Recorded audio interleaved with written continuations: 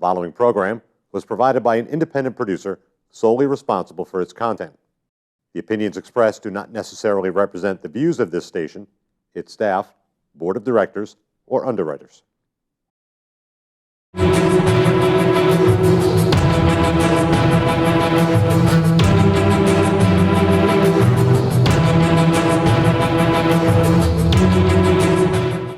Hi, welcome to Ring and All Other Sports. My name is Leo Connors and I'm your host. Today we have a very special guest in studio, professional wrestler and wrestling manager Derek Dukes. Thank you for having me, brother. Derek, thank you. Thanks for being on the show. Thank you. Before we get into some wrestling talk, I'd like to talk a little bit about, the four major sports. Well, at least two of them. At least today. two that we have. Yeah, right. The New England Patriots. Yes. Off to a fantastic start. Definitely. 5-0. We had a big win Sunday night against the Indianapolis Colts. 34-27. It was a little closer than most people thought it was going to be. But you got to give the Colts credit. They definitely didn't want to roll over and die against the Pats. Yeah, they didn't play a strong game, though. They tried to play hard, but they beat themselves with what they did. Absolutely. Definitely. Absolutely. And this week, we got the Jets. Tough team, man. Yeah. Tough team. A lot of people think the Pats are just going to roll over most of these teams in the NFL this year, but the Jets is going to be a tough game. This is going to be a fight because they have an unbelievable defense. Yes, and if the Colts can get to Brady along with the Cowboys when they did, these guys are going to come. They're going to come hard. It's going to be Sack City. Yeah, it absolutely. Is. It is. It's going to be Sack City. Well, and let's move on over to the Boston Bruins. After a really rough start, losing their first 3 games, they hopefully have turned the corner.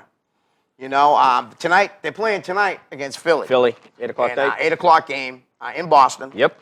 So hopefully, the last couple games where they've turned it around, they can continue. It's been a rough start. A lot of people, like we were talking off air earlier about Tuukka Rask. A lot of people are blaming Tuukka. It's not his fault. You can't blame your guy who stops everything when your defense doesn't help him. Right. The reason why that game the other night, like we talked about earlier, wasn't 21-3 is because Tuukka kept coming to do what he did. When your defense is light or they're not on the puck and they're not, near the blue line, they're not doing what they're supposed to do, then you have to rely on your guy who was stopping everything. Right. That's for sure. Right. And he's the backup played that. He's got the first win of our season, Jonas Gustafsson. Oh, great. What a great game he played. Wow. I really think the team picked it up knowing that, with the backup goalie in there, they needed to play harder. And then they turned it around and they did it the next game against Arizona, which was a great game, which included a phenomenal fight between Joe Vitale and Kevin Miller. And unfortunately for Joe Vitale, he went to the hospital. And he's out for a while. But I mean, I'm just wondering if that Miller is going to be the new Miller from the old Miller of the 80s. Yes. Good old Jay Miller. Yeah, and last year, Kevin proved it that he's a tough guy. And we all know how tough Adam McQuaid is. Not many people want to fight Adam, and myself included. No. It's the last guy I'd want to get to a scuffle definitely not. with. Real quick on the Bruins, too, is we talked about Zdeno Chara. Yes. A lot of people are saying how the Bruins should be making some trades. Rask, Marchand, yep. And Big Z. I hate to say it because I love Big Z, but he might be the one to go. Unfortunately, don't hate me out there, but he should be the one to go. Yes. He's getting up there in age, and not that age has anything to do with it, but when it does come to playing hockey, right. He doesn't chase the pucks anymore. He's not good on the defense at all anyway. Right. He can't keep the puck in. He's terrible at the blue line. He's starting to show his age. Yes. Hockey age. Which is very unfortunate because, as we all know, that Big Z was one of the best defensemen for years and years and years, but age has definitely caught up to him. When it comes to hockey age, yes. Yes, definitely caught up to him. Real quick, too, I got to say this, and I'm not a big fan of the Montreal Canadiens, but they're off to an unbelievable start at 7-0. Playing strong. Very strong. I play fantasy hockey, and one of my goalies is Carey Price. How could it not be? You know what I mean? I picked him with the 4th overall pick, and everybody was all over me like, how can you pick him, 4th overall? Because last year he had 589 fantasy points, and the leading scorer in the league was Jamie Benn and Alex Ovechkin, and they had barely 400. So you got to go with the points. Yeah, you do. And Definitely. also playing pretty well right now is the Tampa Bay Lightning. Wow, strong. Very strong. And they proved it last year. getting to the Stanley Cup Finals. They roll three lines, three strong scoring lines, I Yep. should say. And that fourth line is reminded me of the Boston Bruins 2011 Stanley Cup champion. How they kept change. Yes, excellent. Yeah, they play 14, 15 minutes a game. And if you're going to win a Stanley Cup, you got to roll four lines. You have to roll it anyway. You know, and obviously you need a good backup too. But that's enough for hockey right now. Let's get into pro wrestling. Pro wrestling, what we here first, for. before we get into like talking about the WWE, I want to know a little bit more about your career. All right. Where did you grow up there? I grew up in Lynn, Massachusetts. Sorry. Well, I grew up in Lowell. Oh, okay. You know what I mean? The L's. Lynn, the city of That's sin. correct. You never come out the way you went in. The L's. But so when did you decide you wanted to be a pro wrestler? I was at home on the third floor of my house Saturday morning. We had the little black and white TV, and you had to use the pliers to turn the knob, of course, because that's what we had. Right. And I happened to come across this guy with beautiful blonde hair and this big gold belt, and he was screaming, just talking about styling and profiling and walking that aisle, and it was just wonderful. And he had a bunch of big guys around him all. You could see how happy they were. And, of course, that was Ric Flair and the Four Horsemen. That's correct. And that was my first vision. As a kid, I wasn't a WWF fan at all, because what I had the NWA, which you found on Saturdays, and you had the AWA, the American Wrestling Alliance. I had all those. So getting more and more into it and watching it and just the characters and who they were. And, of course, back in the 80s, the old fake and stuff like that, and people like, oh, my God, is this real, and how they did that. So I started by watching that, and I went to work for a very great guy, God rest his soul. I went to work for Tony Rumble out of Revere, Massachusetts. Yeah. He ran the NWA New England. Right.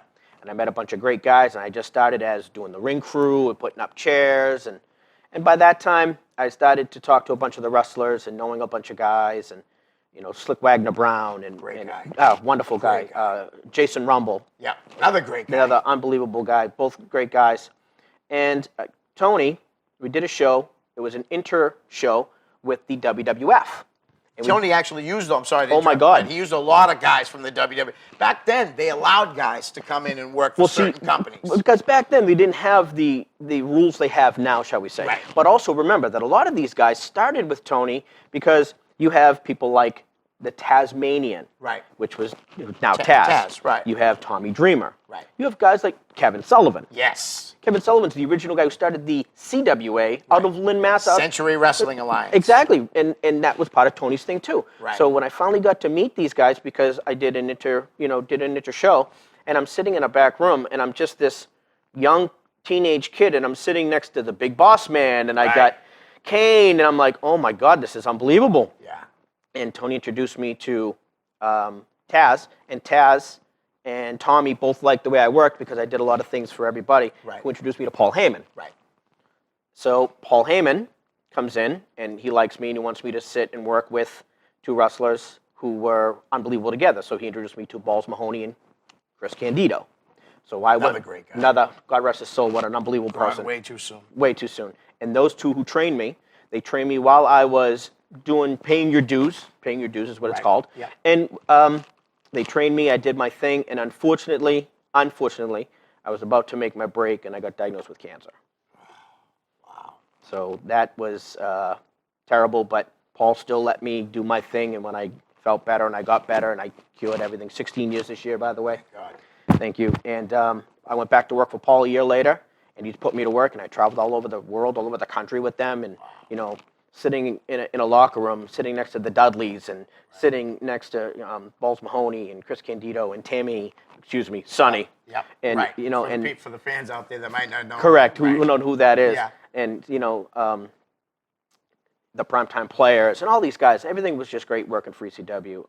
And I'll never look back and say, oh my God, what am I doing? No, it was definitely one of the best times of my life, And when ECW went out of business, unfortunately in 2001, when Vince McMahon bought everything up, I just started to go mainstream. I moved to Florida for a while. I was working for a couple of places down there. I went to work, God rest his soul, another one, Bam Bam Bigelow. I went to work for New Jersey Pro Wrestling down in Florida. Down in New Jersey. And working for him. And I just started traveling, going everywhere, and I made my settle down in Florida, working for a bunch of people. I worked for the Wild Samoans, have their own thing down there called WXW. Afro. Afro and Sika. Oh, Sika too, yes, they okay. both run the school and have their own promotion. All right, I always thought just it was Afro. No, I didn't realize Sika they're was both in the involved. school. Okay. They're both in the. It's great how they do their thing. And then of course I got hooked in, which was great, with Impact Wrestling. Okay. Because they were strictly out of Orlando and that was their home base. And my roommate is the head bartender at the Margaritaville Okay. right there in Universal. So we go over that way and I started working backstage for them. Wow. It was wonderful. It was great. Right. That's awesome.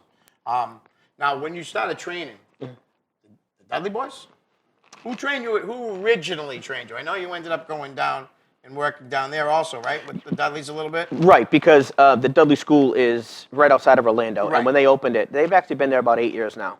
And my roommate was actually their first student. Oh, wow. Next to Jesse Neal, who they trained with. Then they brought Jesse Neal out, opened the school out, and that's when everything started to happen. Right. So most of the people you see now in TNA Right. are from the Dudley School, Oh, nice. which is called Team 3D. Right. Now, who originally trained you? My original start was working with Bo Douglas. Oh, okay. The Dynasty Bo Douglas. Great guy. And he was just a young kid Right. when I met him. Loved wrestling. He was just a monster at 16, 17-year-old kid. And I was like, hey, how are you doing? Right. And then it was probably a couple weeks later when I went to work for ECW. So then I met Balls Mahoney, who was my left and right hand man. Right. I'd bring him out. We'd go to Jay's house and we'd talk strategy till 4 or 5 in the morning. Right. And he's in Jay's kitchen teaching Bo Douglas, the Dynasty Bo Douglas, moves and techniques in a kitchen. Jay's ring was behind the house out back. Right. But we were in the kitchen at 3 o'clock in the morning. Right. And Balls Mahoney's doing his thing with other, wrestlers. But of course, he's the guy who works for ECW. He was, one of the big 3 at one time. Right. Oh, yeah, There was only absolutely. only 3 left. Oh, yeah. Paul's actually worked in the WWE for a while. Very short time. He did pretty well for Yep, himself, too. he worked for a very short time, which a lot of ECW guys did. Right. But call it a controversy, call it whatever you want. I'm definitely going to shoot on it because it was Vince's way to pretty much show everyone how much he disliked ECW and started treating people real bad and putting them in this. And then one by one, just like dominoes, they started to fall. Right. Then he took ECW to whatever brand he made it and just, made a mockery of it. Ruined it. Made a mockery. Yes, absolutely. Made a total mockery. The ECW heavyweight title. That was that was He put it on himself. it was not the ECW heavyweight title anymore. That's Right. not what it was. Right. And when ECW finally went over to the Vince's thing and they started doing one night stands and stuff like that, that was terrific. Right. But that was very short-lived because that's not where he wanted to go. Plus, with Vince's wife now outside trying to be this and trying to do that, politics, Right. here comes PG. Right. So the Attitude Era is now junk. Right. There's no more nothing after 10 o'clock. Can't do this, can't do that. And now it's all PG. There's no more, tables and blood matches and chair shots and stuff like that. Yeah, there's chair shots now, but everybody takes the chair shot to the back and so on and so forth. Right. There's no hardcore wrestling anymore. Right. There really isn't. Not with the WWE, and there never will be. Right. Unfortunately. And Vince, he took that Attitude Era straight from ECW. No matter what. ECW was hardcore. Like everything it's always said it was. And it definitely was. I was a huge fan of ECW. My favorite tag team of all time. No offense, because I like the Dudley Boys too. But the Eliminators was my team. Unbelievable. John Cronus, God rest his soul, God rest another his soul. guy, and Great Perry guy. Saturn. Phenomenal workers. I still can't believe, that Total Elimination was one of the greatest moves. Definitely. Now, I see some teams trying to use it now, but it's just not the same. Yeah, it's... There's only 2 people who could ever really do total elimination. You know what I mean? And this new tag team, who is really making a mockery of the tag team, and I think Vince is doing it on purpose. Like I said, shoot again. Right. And they call themselves, the modern day Road Warriors and stuff like that. Yeah. And a lot of people didn't really, that I don't care who's writing out back, easy on that stuff, because then you start ticking people off. Right. And they try to use total elimination, and it just looks atrocious. Yeah, horrible. Atrocious. It really does. It looks so bad. So we'll get back into a little bit near the end about your career and stuff, but I really want to talk a little bit about the WWE right now. Definitely.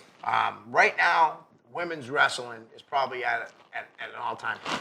you At know, least on television. it's unbelievable. And you got a hometown girl, one of our girls right now, Boss. working that stage like a boss, Yeah. like she was trained to, like she was showed how to. Yeah. You know, you see these newer girls coming out. You got Ric Flair's daughter. Yeah, sure. You got these, they're just unbelievable workers because you got people like Charlotte who was trained by Arn Anderson, Right. Tully Blanchard. I Yes. mean, come Her on. dad.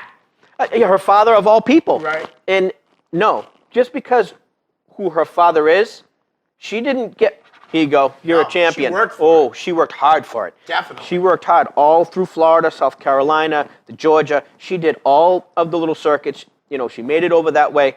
And look at her now. Top of the world, and she's one of, my opinion, next to the boss, of course, Right. hometown girl, Yep.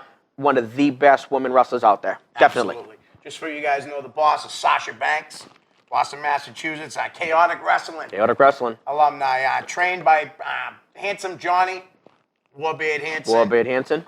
Brian Fury. Brian Fury. So she's actually worked her way right to the top, and is probably the best women's wrestler out there, in my opinion. Top notch. That's just Yep. in my opinion. Yep. Charlotte's right behind her. Definitely. But the Revelation is what they're calling her. The Yeah. Revolution. I'm Revolution, sorry, yeah. the Revolution. Yep. With some great wrestlers. I'm hoping that eventually they'll bring in Tessa Blanchard, who's another young Tully's daughter. The thing with Tessa, though, is she definitely works hard, and you see her in the independent circuits just working hard. I don't know if it's heat with someone or the WWE with this way, but where is she? Right. Why isn't she working for NXT right now? Are you kidding me? Right, right. She is trained by the same people Charlotte was trained by. Right. So where's the logic in that, where a girl like that should get a shot at NXT? Right. Well, you were saying heat. I think her dad has some heat, probably. No matter what. From the histories of what we know, of what has been said. But unfortunately, definitely. she shouldn't suffer for her father, especially when she has that type of talent. No, she is top totally notch. agreed. Totally agreed. And you, like I said, you got people behind her too, like her father Tully, Yeah. and like her uncle Arn Anderson, and like these girls were trained hardcore. They weren't trained to go, okay, by the way, so here's this. Go see Vince. You're a champion. Right. No. No, it doesn't work that way anymore. Yeah. Back in the old days, if you knew someone, that's how you got the business. That's how I worked for ECW. Right. Someone said, hey, I want you to meet Paul Heyman. I went to a show. I went to a house show in Philly. There's Paul Heyman. Shook his hand and goes, what the hell are you doing? Go to work. What are you doing? Go. So, okay. And Tommy Dreamer. And everybody was there. Okay, you're going to do this. You're going to do that. You're going to do, and, traveling and everything like that. So, yeah, it's called paying dues. Right, And that's exactly. what you do. You just don't go into ECW and go, okay, I want to fight Shane Douglas for the championship. Yeah, right. Doesn't work that way. Exactly. You do curtain jerker match. You do matches before they turn the cameras on. Called dark matches. Dark matches is what the technical terminology Right. is called. You do dark matches until you work your way up to, okay, so let's put him in against Danny Doring on the opening match Right. when the cameras turn on.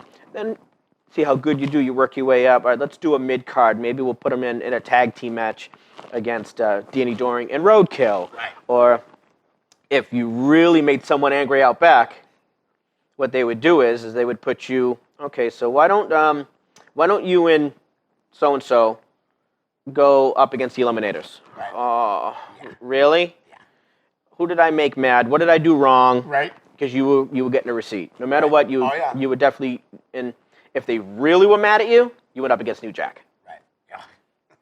God help you. Yeah, God help anyone who went up against New Jack, especially if they were really mad at you out back. If you Right. did something wrong, you had heat with anybody, and management knew it, you went up against New Jack. Right. And that's the way the work was. You've talked about Tommy Dreamer a couple times. Now Tommy's got that House of Hardcore. Yes. Now his first show, I went down and catered it. I went down to Poughkeepsie. I catered it. I catered his 6th show in Philly. Nice. At the National Guard Armory. Talk about a show from top to bottom, loaded with some veterans, young guys, all kinds of, like, a matter of fact, Devon was there one night on the 6th show. TNA pulled Bubba off the show at the last minute.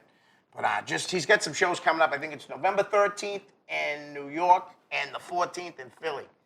I'm eventually going to cater for him again down the line, but I'm hoping eventually they come down to Massachusetts. Yeah, that's I've right. already talked to Tommy about it. He's like, anytime I want to come down and cater, I have an open invitation. I Nice. got that through Rob. Yes, yep, Weinstein. yep. And from our video, I used to cater for, you probably know, Ring of Honor. Ring of back Honor, in the of day, course. from 2002 to 2004. All the Massachusetts shows. Yep. I've catered for so many other companies. Jersey All Pro, the women's promotion up in New York, WSU. WSU, yep. I really enjoy it. That's something I do on the side. I love to cook. You know, luckily I get out of the restaurant business, so I don't no longer have to work Thursday nights, Friday nights, doubles on Saturdays and Sundays. Right, exactly. I got a better job, even though it's third shift. It's still a better job than working on the weekends. Right. Back to the WWE. The tag. It seems to me like they're bringing tag team back, and it's again going thank back God. to the Dudleys. Thank coming God, back. though. Thank God. You know, especially when you're bringing tag team wrestling back. Tag team wrestling was lost. It started to branch away with the tag teams, and they started breaking people up. And eventually, when they thought about, like, when they broke up the Dudley Boys, when they were in, and you were going, why would you break up the Dudley Boys? Right. The greatest tag team of all time. Yeah. And it didn't work. You break up tag teams, and it doesn't work. I mean, yeah, they did it with the Rockers. Right. And it worked out for one. And it worked out for one of them. It usually doesn't only work out for one guy. It really does. It always works out that way.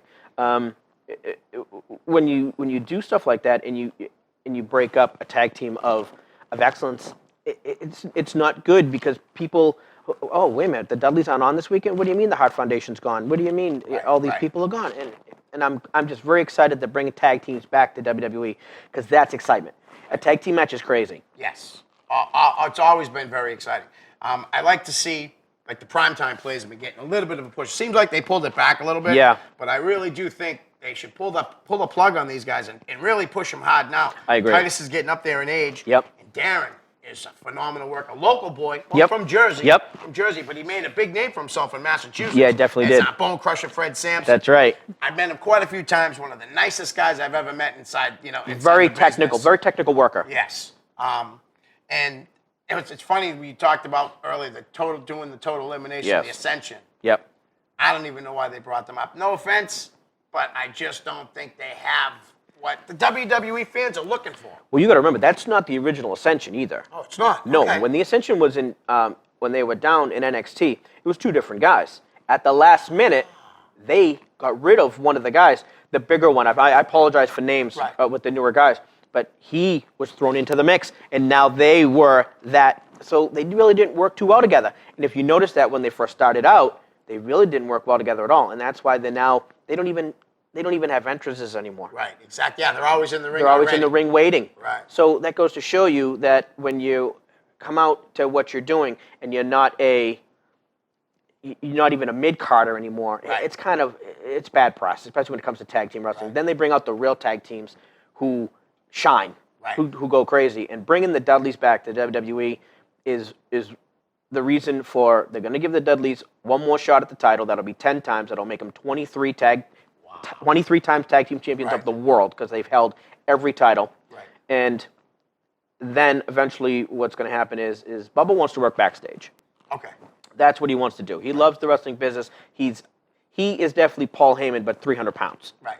He definitely is. Yeah. He's a very good brain when it comes to pro wrestling. And he wants to work backstage. That's what he wants to do. But especially coming back over from where they just came from, TNA Wrestling even forgot to take him off the roster. Right. How do you do that? Right, especially when you go work for Vince McMahon, you're done. You work for Vince McMahon. That's it, unless you're a legend. Right.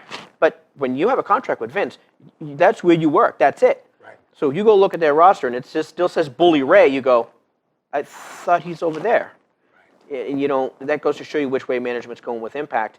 And it's terrible too because they have unbelievable talent over in TNA. Right. Oh yeah, definitely. Unbelievable talent. But the problem with TNA is now they were using TNA like the old WCW. Right. Here's, I want this guy. I want this guy. Oh, he worked for Vince. I want this guy. And that's what happens. They brought him all over. You got Kurt Angle, who has been destroyed his whole body. Yeah. He's still there. Bobby Lashley, great worker. Right. Great worker. But because he worked for Vince, they wanted him. Right. You see all the guys. Ken Anderson. Yeah. Mr. Kennedy, for you people who know. You got people like that who come over, and they did exactly what WCW did. They ran it into the ground. Right.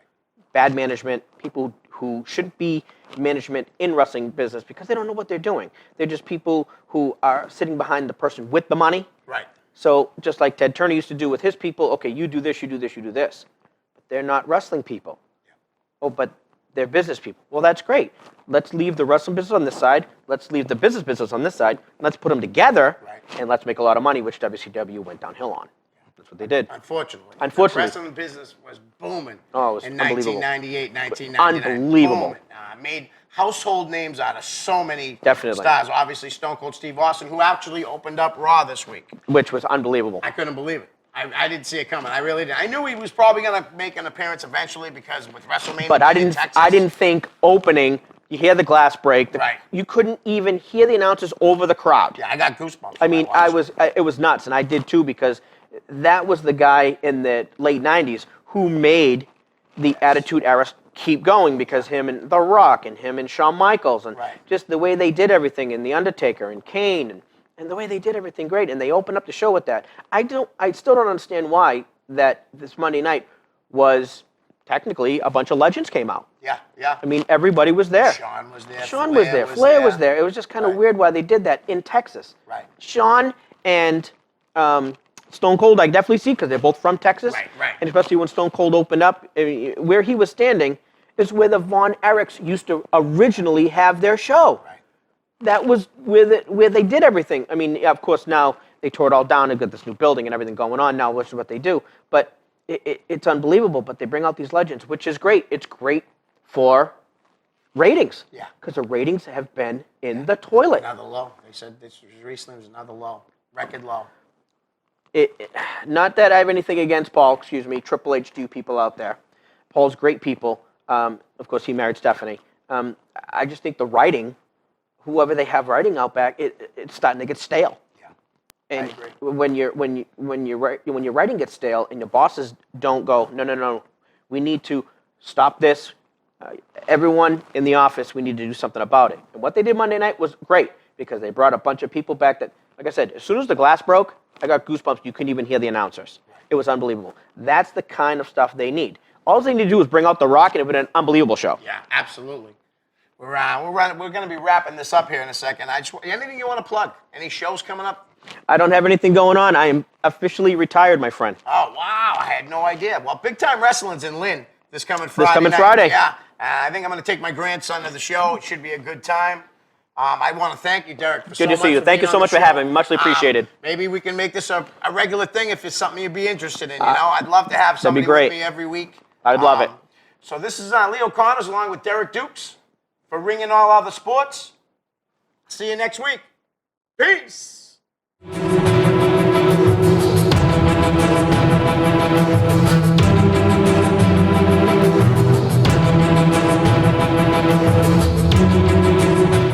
The preceding program was provided by an independent producer solely responsible for its content.